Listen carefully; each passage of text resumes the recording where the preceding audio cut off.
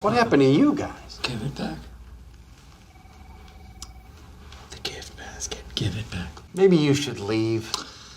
Yeah, maybe we should. Maybe we should leave. Come on, let's leave. But before we leave, my wet friend and I are gonna wait for our cabs on your nice couches. Can you call us a cab, please? I'm gonna. Oh, sorry. Look, my clothes are so wet. Wet. Nice leather. Oh, my shoes are so muddy. All right, here you go. Ladies and gentlemen, boys and girls, welcome to the very last COD Zombies history episode. This has been a mighty fun series to make and record, so I just want to thank you guys for, watching these videos. Today we're going to be tackling SMGs, submachine guns. There are a lot of them in the Call of Duty Zombies series, so this is going to be probably a lengthy one. Strap in. We're going to try our best here. Obviously, we're going to be starting with World at War. Painfully predictable, I know, but where else would we start? There are some good SMGs in this game, and we're going to start off with none other than the notorious Thompson. A classic SMG if there ever was one.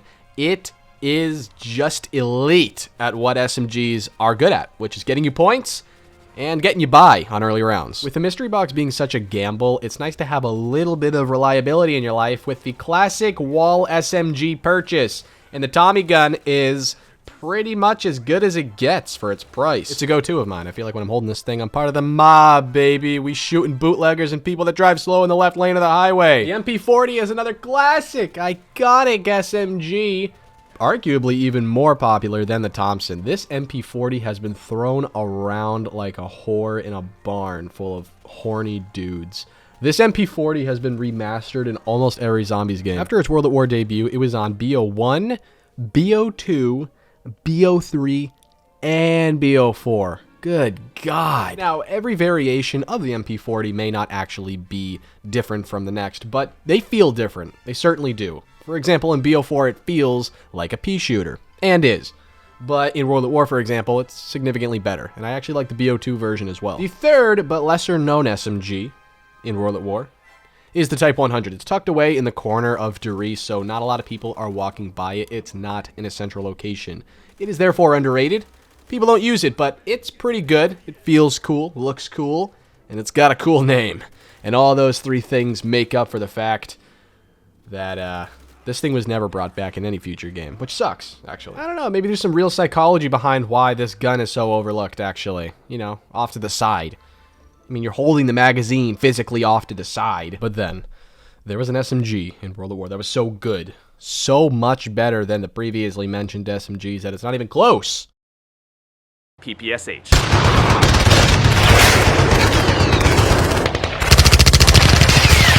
The Ppsh is the gold standard when it comes to SMGs and really all guns. You wouldn't even be able to tell that this is an SMG upon first glance based on its features. The damage itself is pretty close to the rest of them, but the rate of fire jumps up more than double.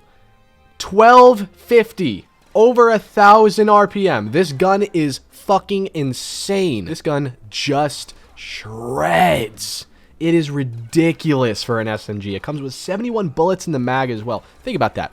An SMG with 71 bullets in the mag with almost 400 in the reserve. You're essentially carrying an LMG inside of a small mobile SMG.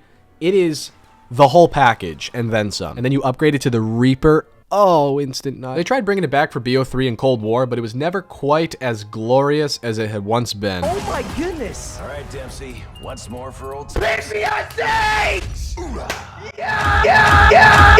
Let's talk about Black Ops 1 and its SMG variety. The majority of them are actually on the wall only, which is good and bad. Good because you can constantly rebuy ammo. Bad because, well, they're not spectacular. But then again, neither is the Spectre.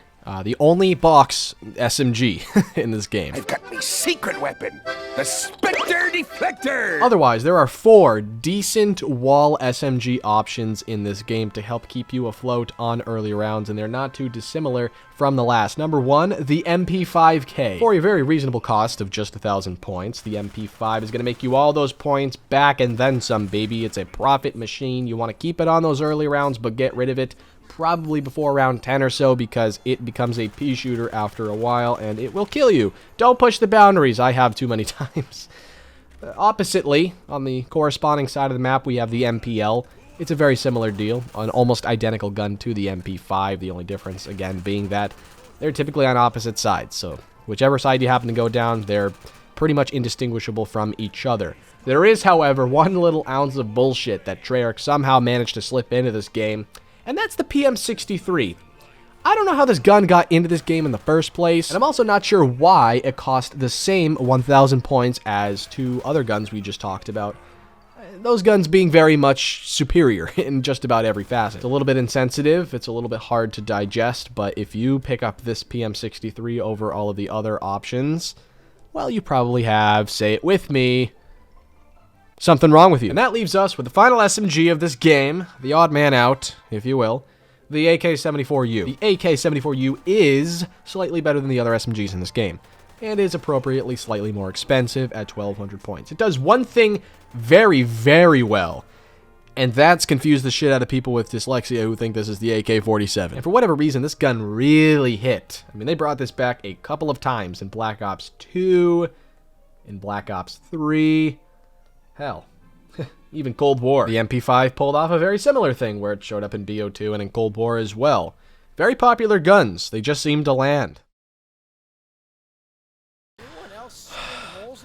I need backup. How about this Uzi? Oh no. No. Not that Uzi. Not the submachine gun variety is ripe and ready for the picking in this game. We'll start off with the Uzi. It is my personal favorite. I love this gun. I adore it. It is exclusive to my favorite map ever, Mob of the Dead. You can only get it on this map, which of course adds value to the gun. What the Uzi lacks in ammo capacity, it makes up for in spades with damage output. It's like the PPSH of all guns in that way, where it just sort of fucking shreds through them all, and you can't really explain it, but it just has one of the best damage to bullet ratios out there. There just simply is not a better feeling than flying to that godforsaken bridge, shoving this thing into that smexy pack-a-punch machine, and out comes Uncle Gal, and you just annihilate your enemies. Speaking of annihilating enemies, you won't be doing it with the Shicom CQB. Good transition. One of the devs at Treyarch rolled out of bed one day and thought it would be a neat idea to have a 4-round burst SMG that has very little ammo, very little damage output, and sucks in just about every conceivable way. But here it is in the game. Really, I think guns like this exist to further illuminate the good guns. You know, you gotta have shitty guns in the game in order to put emphasis on the good guns that you should be getting. So, if not for actual usage, this gun does have a purpose. Now, you should use guns like the PDW. The PDW has a ton of ammo for an SMG. You got 50, let me repeat, 50 bullets in the mag. That's crazy, right? And then you got a lot in the reserve, and it's not too shabby when it comes to damage output. This is one of the best SMGs in COD Zombies history. It's on the wall. Unfortunately, it didn't get brought into the game until Die Rise, which sucks, but any map past Die Rise, you can use this gun, and it is a dream come true. Because if you haven't noticed by now, there's one thing that gets your boy moist. Moist as ever. That's a quality wall SMG. Nothing like it. Hang on, this looks familiar. I don't care which one! Get them both! That man's an imposter! That man is the imposter! This is the Scorpion Evo, with one of, if not the fastest rate of fires in Call of Duty, not just zombies, history. Now, the only catch is, it's exclusive to Origins, and Origins is just one of those maps that I cannot play more than once in a row. If I have to play that map over and over again to try to get gameplay of one particular gun that is in the box, I am more likely to go steal footage from my slave rabbit than to do that. Black Ops 3 time, baby. Let's get the party Why are you back? Who keeps inviting Tommy? He shows up drunker to these parties each and every time than the last. He's just worse than before every time we see him. And I guess the MP40's back, but a little bit different this time. We're gonna play a fun game, kids. We're gonna rank the 5 SMGs in the Black Ops 3 weapons kits. Let's go. Number 5, the Pharaoh. It's 4-round burst. No one fucking likes it. Number 4, the Cuda. It won't knock your socks off. Number 3, the VMP. It tried spelling out MVP, but got them mixed up because it appropriately isn't very good. Don't ask me how this also returned to BO4. I'd put the Vesper at number 2. It's got an extremely fast rate of fire, and the Weevil at number 1 because it's got the most amount of ammo. Good news. It turns out that the Type 100 actually did inspire a future generation of weapons. At least we think. And on top of all of those SMGs, we have the Razorback, that obscure SMG you probably don't remember. It appeared on that one swamp map, and then never again, so short-lived. The gun variety amongst all classes in Black Ops 3 is pretty standard, pretty good. Every single gun in this game is at least decent, and you know, with double pack-a-punch, every gun is going to take you to around 255 anyways, right? So there's a little bit of parity here in this game. Nothing is too bad, nothing is too great, but they're all pretty good.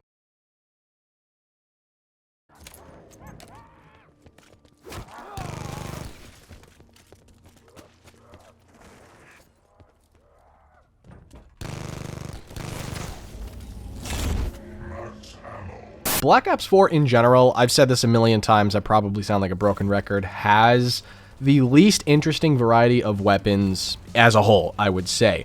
But the SMG variety does have a little bit of everything. You have your bottom tier, sort of starting SMG in the SOG. I like to throw the dual wields on. A tier above that, you have some okay but reliable wall SMGs. I'm talking the MX-9, the GKS, the S-Cargo, and the Cordite. And right above that, you have some decent mystery box SMGs. The Switchblade is pretty cool. The Micro MG is pretty cool. I like how it rotates. And you even have a burst option in the Matt Damon. I like to call it that. It's just called the Damon 3XB. You know what fucking annoys me about Black Ops 4? The obscure names, too. Now, I could be wrong, but I do feel like SMGs in BO4 really aren't spectacular. I feel like you can't even keep them as long as you could in the past with some other SMGs. You know, SMGs used to be very powerful and used to be able to carry you pretty far into the game, but in this case, I don't think it's going to work out long term. And really, with Wonder Weapons and Specialists being so accessible and so powerful at this point in COD Zombies, well, there's really just no need to hang on to the bare minimum. Speaking of bare minimum, that's just about how much effort Activision put into Cold War. And subsequently, that's about how much effort I'm going to put into this Cold War segment. Who doesn't love some fucking iconic classic fucking Milano 821 or the KSP 45? Both just staples in the franchise. The Bullfrog has a cute name and a cute looking barrel, and also the Mac-10. No, not that Mac-10. The Mac-10 continues to be one of the more badass handguns, or sorry, I didn't mean to misgender, SMGs ever. Any of you Cold War players know that there are a few more SMGs that I'm failing to mention because I haven't unlocked them. That's it.